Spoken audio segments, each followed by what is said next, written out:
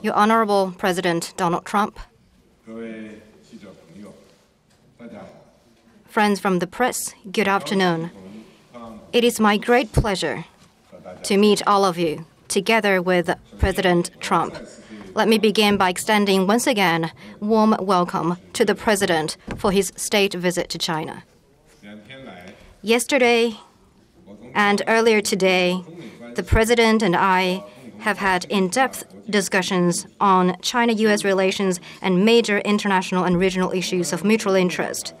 We reviewed the important progress made in the relationship since we met at Mar-a-Lago, and we discussed how to further move forward the relationship in the months ahead in great depth, and we reached a series of new and important consensus. Our meeting is constructive and productive. I shared with the President the policies adopted at the 19th Party Congress. I conveyed China's firm commitment to deeper reform, greater opening up, and a path of peaceful development, and China's desire to expand converging interests with other countries and promoting coordination and cooperation among major countries. President Trump shared with me his domestic reform agenda and foreign policy priorities. The development of China and the United States is mutually reinforcing without contradicting each other. Our respective success serves the common interests of both countries. We believe that facing the complex and changing international landscape, in maintaining world peace and stability, in promoting global development and prosperity, China and the United States, being two large countries, share more common interests, shoulder greater responsibility, and enjoy broader room for cooperation. A healthy, stable, and growing China-U.S. relationship is not only in the fundamental interest of the Chinese and American people, it also meets the expectations of the international community. For China and the United States, win-win cooperation is the only right choice and the pathway toward a better future. We agreed to keep in close touch through mutual visits, meetings, phone calls, and correspondence, with a view to having timely communications on major issues of shared interest.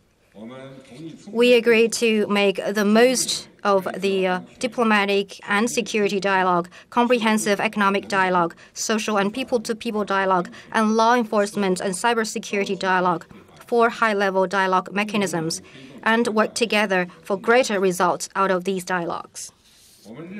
We believe that China and the United States are the two largest economies and important engines of global economic growth.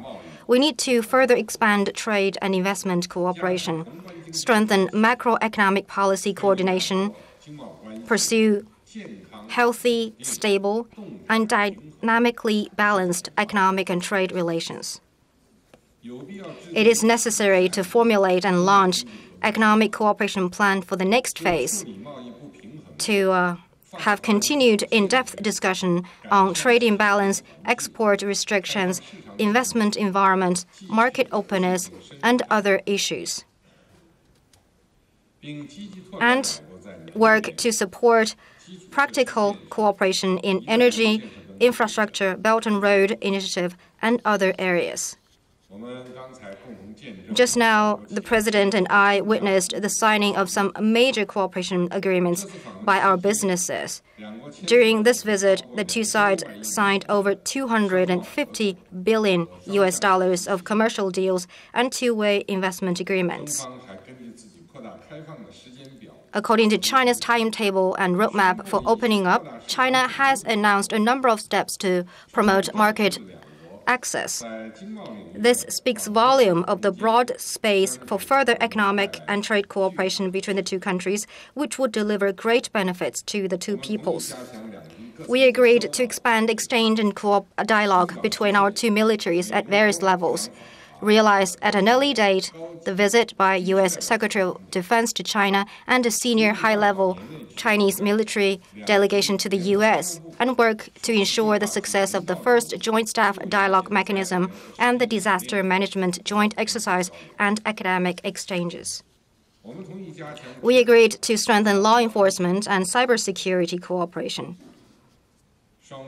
The two sides reaffirmed that neither wants to become a safe haven for each other's fugitives and will instruct competent authorities of the two countries to actively explore a long-term cooperation mechanism regarding fugitive assets recovery and repatriation of illegal immigrants. The two sides will continue the implementation of the 5-point consensus reached in 2015 to enhance cybersecurity cooperation, including the use of the Internet for terrorist purposes and tackling cybercrimes. We will deepen counter-narcotics cooperation and better protect each other's nationals and institutions in their respective countries. As two distinctive countries, our two sides may have different views or differences on some issues. This is only natural. The key is to properly handle and manage them. There is far more common interest between our two countries than differences. It is important to respect each other's sovereignty and territorial integrity, respect each other's choice of development path, and our difference. As long as the two sides commit to a constructive approach, we can put aside and diffuse differences, while at the same time build common ground and advance cooperation. We also discussed the international responsibilities our two countries shoulder. We agreed to enhance communication and cooperation on major international, regional, and global issues, and jointly seek proper resolution of relevant hotspot issues to make greater contribution to peace, stability, and prosperity of relevant regions and the world at large. On the Korean Peninsula nuclear issue, we reiterated the firm commitment to achieving denuclearization of the peninsula and upholding international non-proliferation regime. The two sides will continue to fully and strictly implement UN Security Council resolutions. At the same time, the two sides commit to working toward a solution through dialogue and negotiation. And we are ready to discuss with relevant parties the pathway leading to enduring peace and stability in the peninsula and the Northeast Asia. The two sides will maintain communication and cooperation on the Korean Peninsula issue. We believe that China and the United States are countries with important influence in the Asia-Pacific. As I said to the President, the Pacific Ocean is big enough to accommodate both China and the United States. The two sides need to step up communication and cooperation on Asia-Pacific affairs, foster common friends, build constructive interactions, and jointly maintain and promote peace and stability and prosperity in the region. We also discussed the Middle East, Afghanistan, and other issues, and agreed to deepen cooperation on counterterrorism, non-proliferation, nuclear security, and stronger support to UN peacekeeping operations. We both believe that friendship between our peoples is the foundation for the sustained growth of China-US relations, and we agreed to further promote people-to-people exchange. We will expand student exchange program, hold China-US Young Makers competition every year, and open additional Young Makers exchange centers in both countries. Ladies and gentlemen, dear friends, President Trump's state visit is a successful and historic visit. Together, the two of us have set out the direction and draw up the blueprint for China-US relations in the coming period. We will work with the United States and act on the consensus we reached, seek further progress in China-US relations to bring greater benefits to our peoples and people across the world. Thank you very much.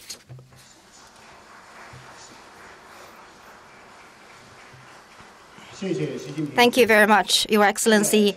Now, President Trump, you have the floor. Thank you. President Xi, I want to thank you for that incredible welcoming ceremony earlier this morning. It was truly memorable and impressive and something I will never forget. Melania and I are honored to visit your country with its ancient history, dynamic people, and thriving culture. I also want to thank you and Madam Ping for a tour that was given to us yesterday of the very majestic Forbidden City. Your people are proud of who they are and what they have built together. And your people are also very proud of you.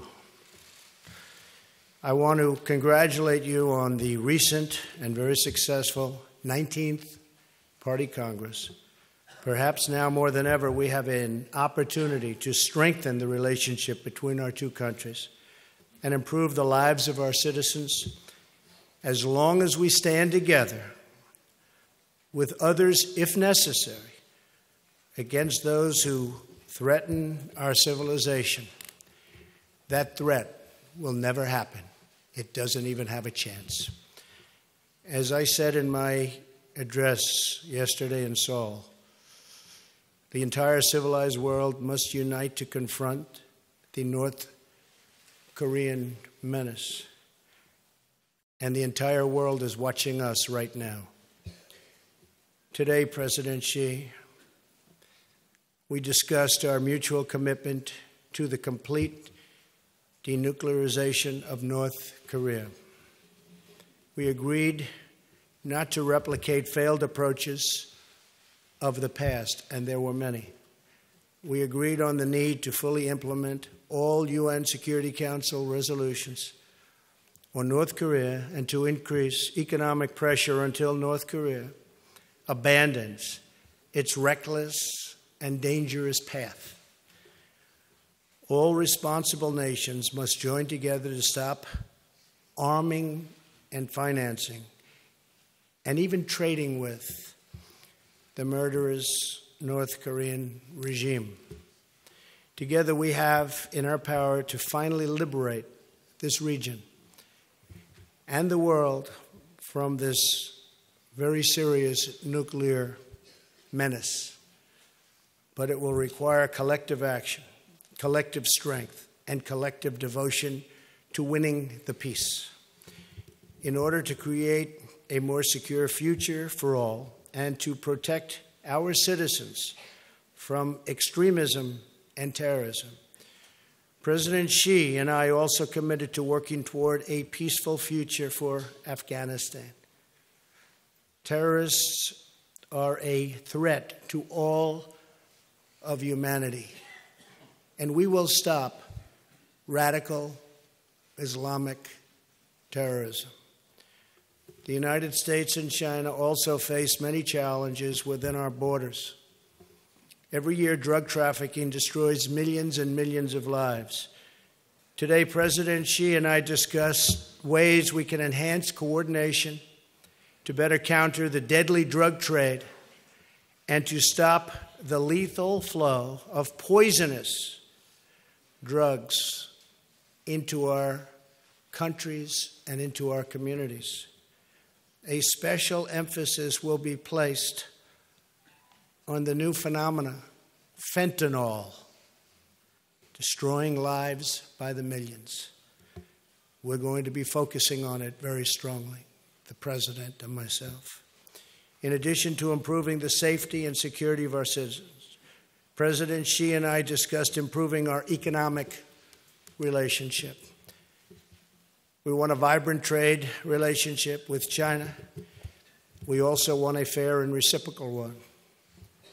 Today, I discussed with President Xi the chronic imbalance in our relationship as it pertains to trade and the concrete steps that we'll jointly take to solve the problem of the massive trade distortion. This includes addressing China's market access restrictions and technology transfer requirements, which prevent American companies from being able to fairly compete within China. The United States is committed to protecting the intellectual property of our companies and providing a level playing field for our workers. At the same time, our relationship with you and China is a very important one to me and to all of the people of our country. And just by looking at the tremendous, incredible job-producing agreements just signed by those major companies, we're off to a very, very good start. As part of our commitment to regional stability and peace, the United States also continues to advocate for reforms that advance economic freedom, individual rights, and the rule of law. The United States, working with China and other regional partners, has an incredible opportunity to advance the cause of peace, security, and prosperity all across the world. It's a very special time, and we do indeed have that very, very special opportunity. A great responsibility has been placed on our shoulders, President. It's truly a great responsibility. And I hope we can rise to the occasion and help our countries and our citizens reach their highest destinies and their fullest potentials. I want to thank you. Again, you're a very special man for your gracious hospitality. I send my warmest regards to your citizens. I honor their heritage and celebrate their great, great possibilities and potential for the future. In the coming months and years, I look forward to building an even stronger relationship between our two countries, China and the United States of America, and even closer friendships and relationships between the people of our countries. Mr. President, thank you very much. Thank